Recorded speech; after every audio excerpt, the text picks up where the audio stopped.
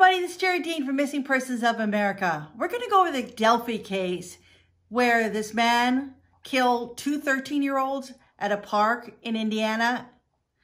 I'll be right back.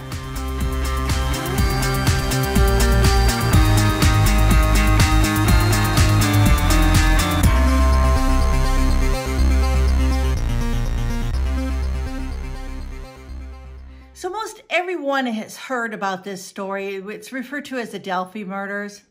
And it's about this man who was caught on video walking over the bridge. And then the two girls that were murdered, one of them was able to capture audio of the man saying, down the hill. I'm sure that will trigger your memory of which case I'm talking about because it went national. And that case is still unknown. So we're looking at the date of February 13th, 2017 when this happened, all right?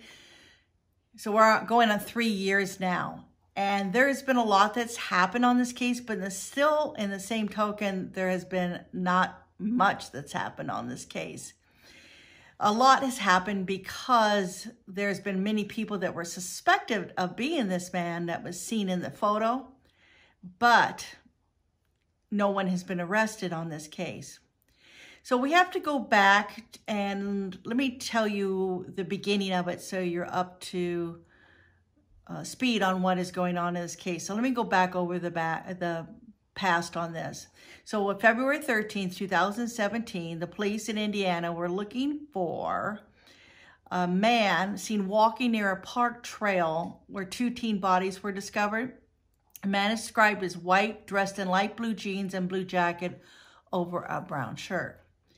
Now, Libby German and Abby Williams' bodies were discovered 3/4 of a mile from an abandoned railroad bridge on a hiking trail along Deer Creek near Delphi, almost 60 miles northwest of Indianapolis, all right? They were dropped off the trails on Monday to go for a hike, which is something they usually do. And the girls didn't show up when it was time to be picked up and their families reported them missing. The authorities went and did the search, and that's when they found the girls' bodies.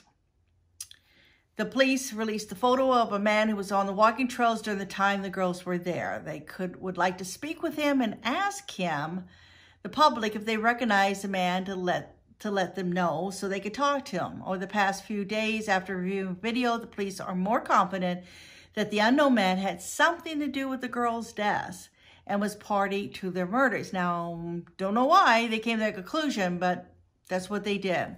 Quote, "We are asking for anyone to come forward with information or we're in the area of the Delphi Historical Trails or Mono High Bridge that might have been seen a person or persons, vehicles parked in the area or were taking pictures. Any information may be helpful to solve this case," the police said in a press release.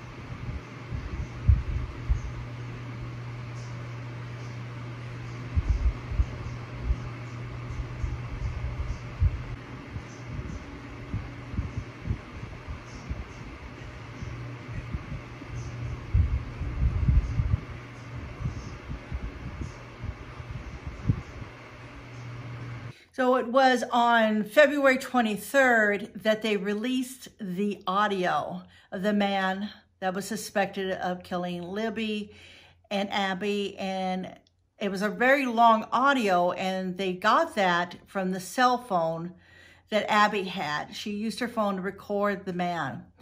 And at the point, you could hear him say, "Down the hill." Now, there is speculation that the audio may have also heard their murders, but the police are not commenting on that. And then on Thursday, they announced they've recovered some DNA on the suspect, and that's gone through the, I think it was CODIS. It went through the database, and they haven't come back with any matches at all. Nothing that would lead them back to who this person is. Then in August 2017, there was an update. The police said that they talked about the DNA again, and they also revealed they had more audio, but it was only the girls talking together. The authorities have stated they are thoroughly going over everything piece by piece. This may explain why so much time has gone by before this latest DNA evidence was found. It just took a little while for the police to get to it, but it's not clear that what DNA it is, and it could, if it could belong to the killer or Abby. And then Sergeant Holman told Fox 59 News, "We are still working on identifying all of the DNA that we have there." If we hit year 4, I hope we're sitting here again. But we will do everything within our power and within the parameters of law to find the individual that did this to Abby and Libby. He also says it does not appear to be anything more than some discussion between the girls. He's talking about the other audio. We have only released a portion of it. There are some other things we think could help us, but again, protecting the integrity of the investigation is key, so we cannot release everything because there are certain people that know the details, and if we release it, then we get into a false confessions. All right.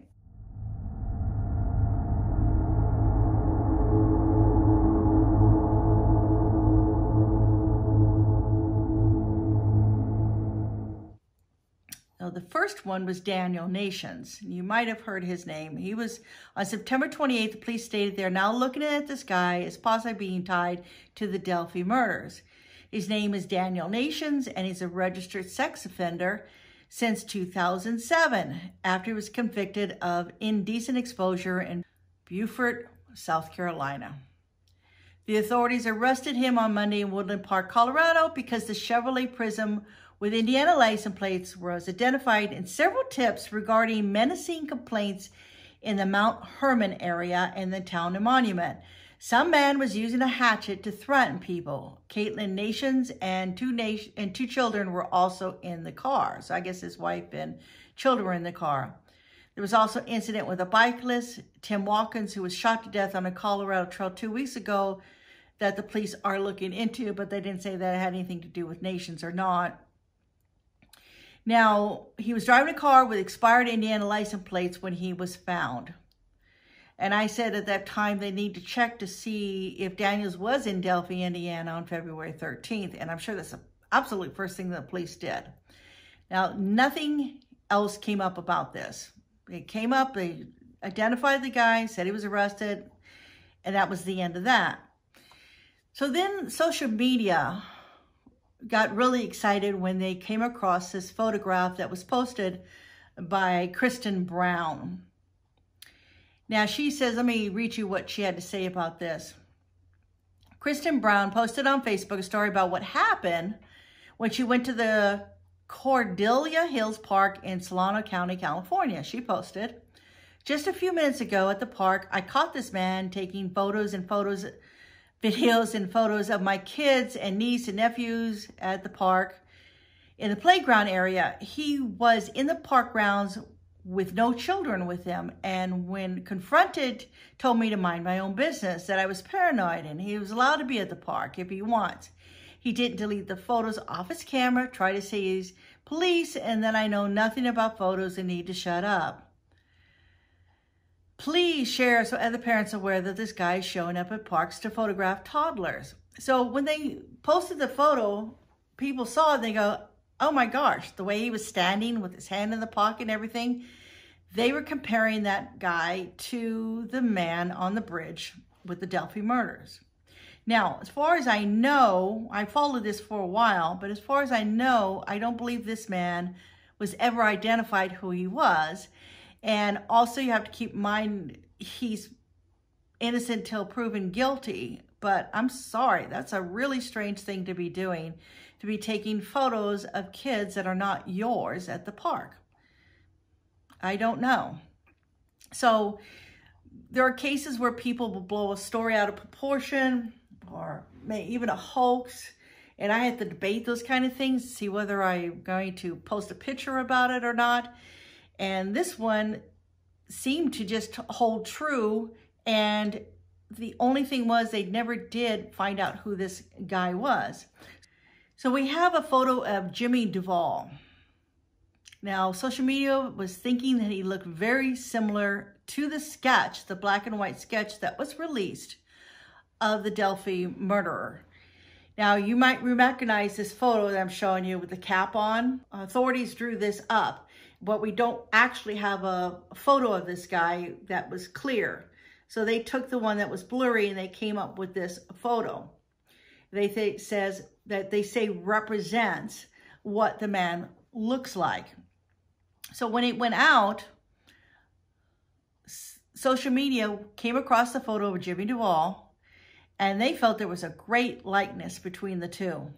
Now, Jimmy was released from prison in 2007. Social media rumors state that Jimmy was called in and gave DNA, and now he is missing. My only thought on this, if the police were sure it was Jimmy and the DNA showed as such, would they be releasing a composite sketch? So, I'm thinking that he's either somebody they're interested in or they have decided it's not him. So those are 3 people right there. Now let me go and there's some more. So we also have Charles Eldridge. Now he has a mugshot. He was arrested on January 8th, 2019 in Union City, Indiana. Now the sketch of the man with the cap has been compared to that mugshot. And it's a little scary when you see the two. It's like, whoa, it looks just like the same guy. But remember, we're looking at it, we're comparing it to a sketch. So Charles Eldridge is 46. He was arrested during a sting operation by the Randolph County Sheriff's Department. A detective posing as a 13-year-old girl was talking with Eldridge on social media and agreed to meet him at a location for sex in Union City. After his arrest, Eldridge told the authorities that he had done sexual acts with other minors, reports Fox 49. Eldridge was arrested for 2 counts of child molestation, level 1 felonies, 1 count of attempted child molestation, level 1 felony, and 1 count of child solicitation, level 4 felony. There's also a picture of him with a hat and camouflage on. Whoa, it's just, I don't know, that seems so doggone close. And I have to keep reminding myself that it's being compared to a sketch and not an actual photograph. So shortly after that story broke, the public began comparing Eldridge's mugshot to the sketch of the suspect in the Delphi murders. And while I was doing research, I went to Eldridge's Facebook page and was surprised to see he had a lot of minors as his friends. Many obviously young girls who were wishing him a happy birthday, and many more on his feed asking how he's doing, all of it going back for months. Also on the page were random posts of missing teenagers. The following day, I went back to the page to begin this post and found that all the posts I saw yesterday were now gone. My theory is that once the word got out, all his friends had unfriended Eldridge. I'm sure in a few days the whole page will be gone. While Eldridge was able to draw so many minors to his page is confusing to me. Update. I last looked there and there's no post for Charles since January 6th, although now there are many from enraged parents. All right. So to boil this down and to recap what I said, I went to the Facebook page on Charles Eldridge and I saw on the friends, teenager, teenager, teenager, teenager. And they were all talking with Charles and they're all seemed as though they were having a great time talking back and forth to each other, wishing him happy birthday. And I was kind of surprised by this because why would he have so many young friends? Now, I don't know if he was friends with them because he had other alternative reasons behind this. I don't know, but I found it quite surprising. But luckily, as I said, the teenagers got away from there. looks like they all unfriended Charles and they got away, and he doesn't have that list anymore. Now, what he was doing and why these teenagers were so friendly with him, I don't know. We're going to have to find somebody that comes forward, a teenager from a couple years ago that maybe was friends with Charles, that will come forward and explain why they were communicating with him. It's really a strange thing, and I just want to put that out there, but I haven't looked at his page in a while, and I couldn't find it anyway, so it must be taken down.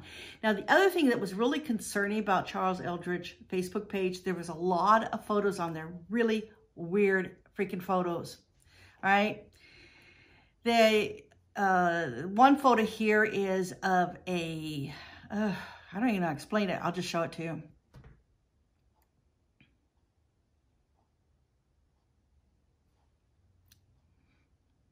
Now, on February 22nd, 2017, Eldridge posted a news article on his Facebook page of the infamous photo of the man walking in the park on February 24th, and with a story about the DNA collected at the scene. And so I'm wondering, would a person who is responsible for the crime, would they post an article like that up there on their Facebook page? I don't know. I did reach out to Charles, though, because I want to get his side of the story. Whenever you got somebody who gets like accused by social media, or that maybe they're involved in something, I always reach out to them because I want to hear their side of the story. If anything else, if there's an explanation, and we want to hear the explanation so we can eliminate that you have anything to do with it. So I reached out to Charles, hoping that he would contact me, but he didn't. Then we have another person, Paul Etter, who's 55 at the time. He was wanted for a kidnapping in Tippecanoe County. Now, it ended up that Paul killed himself, so we're never really going to know anymore, but there was court documents revealed a victim allegedly pulled into a driveway off a county road, 900 East, around 4:30 a.m. Saturday, June 23rd. Allegedly, Etter asked if she needed help. The victim thought he was suspicious, so she grabbed a friend to help. When she pulled into her friend's driveway, so did Etter, and he allegedly grabbed her, handcuffed her, and put her into the back of his car. Between then and 9:30 a.m., Etter allegedly drove somewhere, sexually assaulted her, and then blindfolded her and shackled her in a barn, and he eventually let her go. Several days later, after a manhunt, Etter was located, and he shot himself in the head on a county road during a standoff. Now, the police are investigating whether Etter has anything to do with the kidnapping and murder of Abby Williams and Libby German in Delphi. And so far, we haven't heard anything about it. The Carroll County Sheriff said his name has come up through the process. So right now we have Daniel Nations, Charles Eldridge, Jimmy Duvall, an unknown man, and Paul Etter. Then in April of 2019, the police released another sketch. Now, in this sketch, you can see that it doesn't look anything like the sketch with the cap on. The person looks a lot younger. The other sketch, it looks almost like with the cap on, almost looks like possibly the person doesn't have very much hair. But in this sketch, it looks like the person has a lot of hair. It also looks like the person's around 25 years old in this. Now, I don't know if it's a sketch and that is meant to make the person look like they're 25 years old. I don't know. But the police conference released the sketch, longer audio, and a video of the man walking from the bridge. And they also said that the Indiana State Police, Carter, he said, "We believe you're hiding in plain sight." So now with this new sketch from 2019 that was released, we're looking at a person who's got a full head of hair, appears to be about 25, 26, 27 years old. This doesn't look anything like the sketch that we all are familiar with the cap on. That person looked to be in their 40s to 50s and maybe not having too much hair, and then the cap on there. And the nose was short and broad. And the other person that they have, the new sketch, it looks like just a normal sized nose. It's not a pug nose, not short, not broad. It's just a regular nose. So we have to now forget, because of this new sketch, we have to forget about the previous suspects. Is that what they're saying? We have to forget about the previous sketch? Because now they're saying, after 2 years of seeing this sketch of this person, we're no longer to consider that as the person they're looking for, but now we have to go to the new sketch. It just kind of like throws me. I keep thinking, and when I think about Abby and Libby, I go right to the man on the bridge, and I also go to that sketch with the cap on. So now, they haven't said to throw away the old sketch. They haven't said to disregard that sketch or anything, but it almost seems like you're supposed to when they show the new sketch that looks like an entirely different person. If this new sketch is the right one, if it's the accurate one, well, we've been looking for the wrong man for the last 2 years. So with the new sketch, maybe something will come from this. If this is what the police think is what the person looks like now, well, now we have a fresh start, and maybe the person responsible will be found with this new sketch. Cautions you to remember the two sketches are not photographs. I believe that eventually we're going to be able to say, this person's the killer, and there's a combination of those two images that'll land on his face, whatever that might look like. Also, the show with John Walsh, In Pursuit with John Walsh on the Investigation Discovery Network. They're going to be doing a season finale, and John Walsh is bringing in his son, Kalyan Walsh, and they're going to talk about the Delphi case. And so if you get a chance to look that up, I think you'll find that really interesting. Also, Callahan finished up by saying that he thinks it's just a matter of time before there's a break in the case. He says he thinks that someone's going to come forward. I believe somebody who knows who this individual is, but possibly is holding back that information out of fear of this person. And so I think time weighs heavily on your conscience. I think continue telling the story, keep hammering the public over the head with Abby and Libby's story, keep it alive, and I think somebody will make that right decision. They'll saddle up, they'll come forward and give us the information that we need. And I agree 100% with that. There's so many cases out there, so many cases, some that aren't even making it national, of missing people. And you just got to keep going back and reminding everybody that the case has not been solved, that the person is still missing. You have to keep hammering and bringing it back up there so no one forgets that a person's missing or the case hasn't been solved. I agree with Callahan. That's what you got to do, because somebody knows something. And we just got to keep talking about it until they get the courage to come forward and tell the police what they know. All right, and that's it for this week.